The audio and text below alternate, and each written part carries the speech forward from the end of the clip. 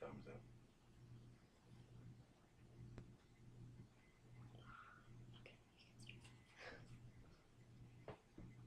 Okay, today we're going to be talking about premarital counseling, part two of session two. And we're going to start today by talking about one thing that I like to do in premarital counseling and pre-engagement counseling, and that's give the couple a personality inventory and identify the personality differences between the two people. One of the things that I've noticed is when it comes to marriage, a lot of times opposites attract in terms of personality style. Uh, in terms of values, typically people with similar values tend to get married, and actually people with similar values tend to do well in marriage. So if you have a couple that you're seeing in premarital and pre-engagement counseling, and they have different values, that those are definitely issues that you want to talk about and work through before the couple gets married. In terms of personality differences, like I said earlier, it's not unusual to have different personality styles with each person. And so for there, it's not that they have to be similar, but they have to understand each other. They have to understand those differences, and really they have to learn how to love each other in ways that feel loving, given the particular personality style that they have and the personality style that their spouse has. So I put a question here: how can I, with my personality style, love, communicate, motivate, encourage, and resolve conflict with my partner given their personality style? So, a couple of tests that I use to determine personality style. Probably the most commonly used test is the MBTI, the Myers-Briggs Type Indicator. Sometimes it's called the Keirsey Temperament Sorter. And then I also use a test called CORE, CORE, and that test is in a book called Preparing for Marriage by Roger Tirabassi.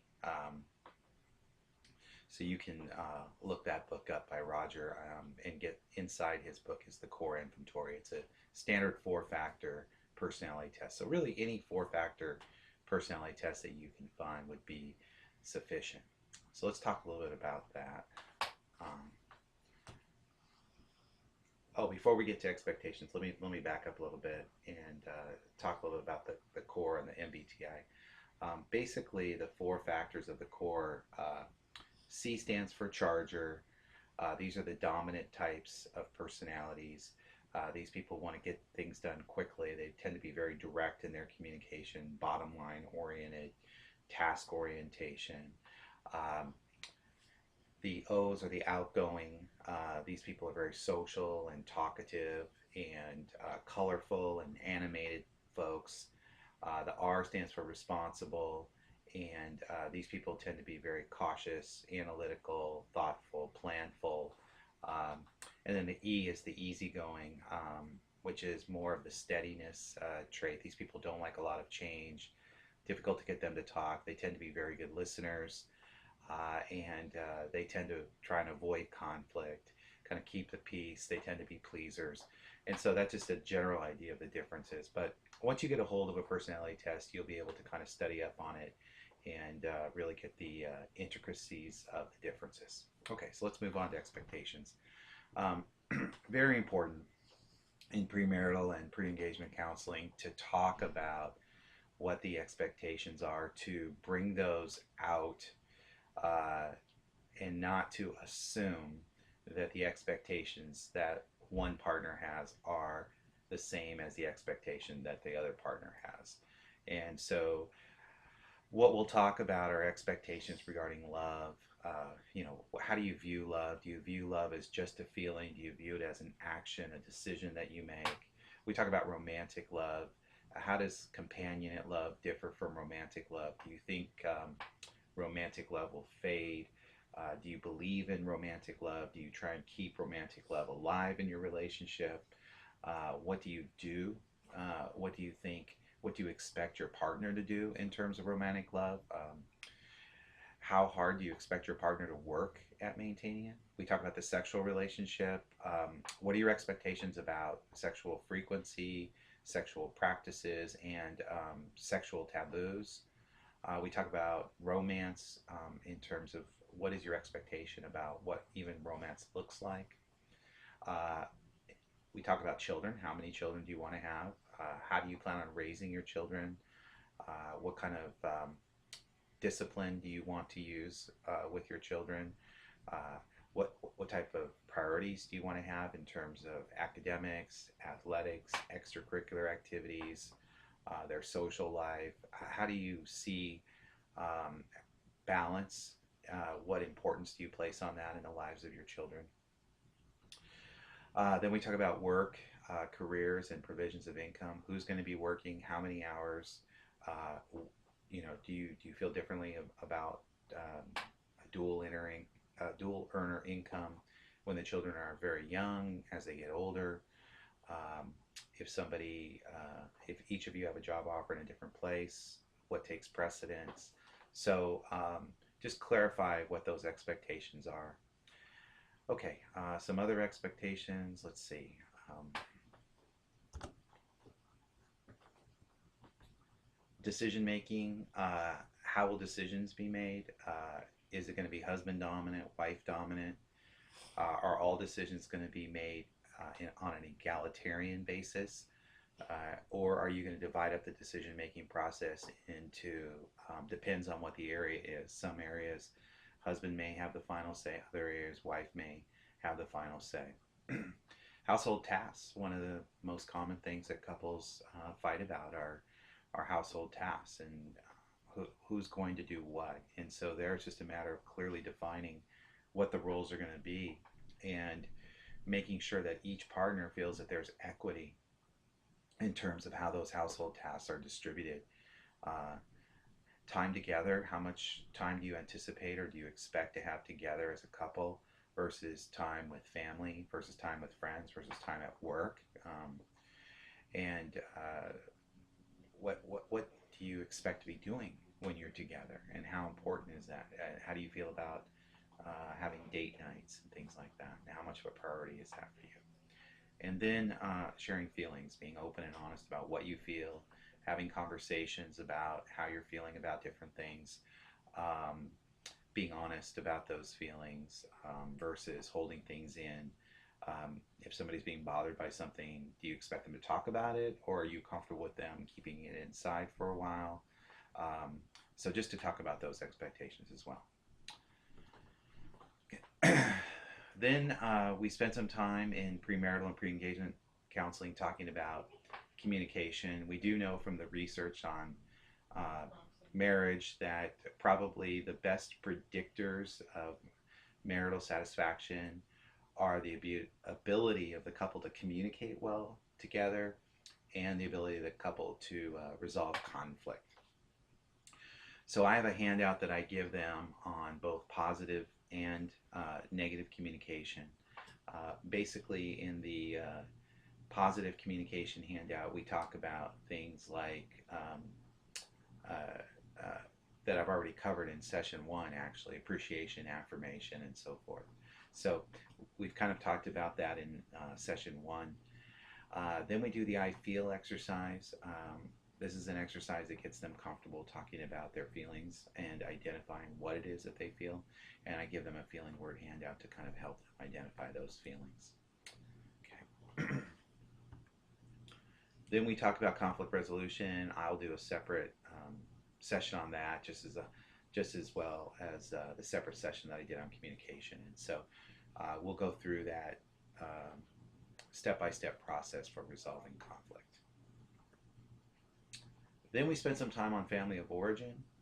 We have the couple complete something called the couple and family map, and that kind of locates their family on the dimensions of cohesion, or how much connection is in their family of origin, and then flexibility. How well is their family of origin able to adapt to change? Then we actually have them map themselves and their own relationship and where they see themselves on cohesion and where they see themselves on flexibility. And we talk about how to be balanced as a family, and that you want some separateness but also some togetherness on cohesion, and then on flexibility you want to balance structure in the relationship and predictability, but also you want to have some flexibility. And so Uh, we'll look at how much flexibility, how much structure they had growing up, and how does that affect what they desire in the here and the now. How much closeness or how much disengagement do they have growing up, and how does that affect what they're looking for. Sometimes they'll identify with their family and they'll want things very similar. Sometimes they'll go in the opposite direction, and they'll kind of overreact. And so if they had a tremendous amount of disengagement, they'll want a tremendous amount of closeness, maybe even too much closeness. If they had a tremendous amount of chaos, they may want a tremendous amount of structure, almost to the point of rigidity, and that can be problematic. So we try and get them to land in more of a balanced position. I explain to them something called filters, which are basically the lenses through which each partner views their spouse in the marriage, and that filter is usually shaped by earlier experiences in their life, early family of origin experiences especially. So, for instance, if you grow up in a family where you can't trust a parent when they make a promise to you, and then your spouse makes a promise to you, it's very likely that you will be distrustful because you're looking through that filter of people cannot be trusted when they make a promise. And so we try and identify those filters and differentiate who the person is that they're marrying from the person in their family of origin, and talk about what is similar and what is different. And we try and clean those filters a little bit so that they can see each other and perceive each other a little bit more accurately and in a less distorted way. And kind of the rule of thumb that we follow is, believe the best about your partner until proven otherwise. Do not assume the worst. And so we also do something called the family of origin exercise, which can get at this as well. And this is a structured exercise where each partner will talk about a particular feeling that they're having in the present situation over a particular instance, and then they'll connect that to an experience from their past and a feeling they had in their past, and then they'll look at how they reacted to that situation in the past and ask themselves the question, how adaptive is that in the present to react in that same manner? Or would it be better maybe to react in a different manner? So let's say in the present relationship, they're feeling shut out by their spouse and they're feeling disconnected and lonely. And they notice that they're reacting by withdrawing. And you look back at their family of origin, you might find that withdrawal was the technique that they used when they felt shut out by their own parents. And you might find that it actually maybe worked pretty well for them to withdraw, because if they tried to engage their parents would detach and they would feel even more alone. And so the withdrawal technique or the detachment probably worked well. But in the current situation, that strategy may not be so adaptive. And if they withdraw, their partner may not even know that they're feeling detached and they're feeling lonely. But rather, if they speak up and do the opposite and engage and connect and say, hey, I'm feeling really detached, I'm feeling pretty lonely, which is very different than they did growing up, their partner might say, oh my gosh, I didn't know that, and let's plan a date, let's get together.